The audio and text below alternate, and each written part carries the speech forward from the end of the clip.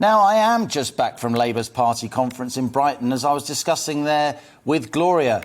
And what struck me listening to the speeches, talking to shadow ministers and other delegates, is what nearly always strikes me when I go to party conferences as a journalist, be they Labour, Conservative or whatever else. That is, party conferences are nearly all about internal procedure, political infighting and intra-party rivalries. And true to form, I'm afraid most of what happened at Labour's conference in Brighton was about those internal discussions rather than speaking to the outside world. At least some of the shadow ministers, given their moments in the media sun, could have used their platform speeches to spend part of the time addressing, for instance, the UK's fuel crisis, which is now a very serious economy-threatening phenomenon.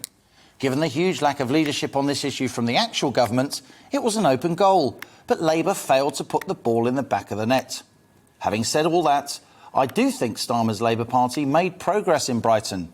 The announcement by Shadow Chancellor Rachel Reeves that Labour would abolish business rates was, as I said on Monday, a very important announcement.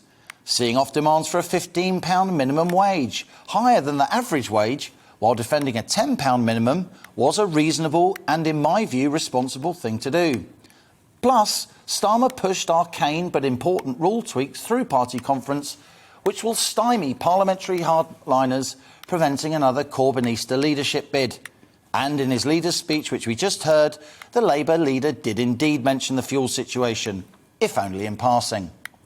So what does it all amount to? And what does it mean for us, ordinary voters, ordinary workers, ordinary men and women? And that's your on-the-money question today. After the party's annual conference in Brighton, is Labour now closer to power?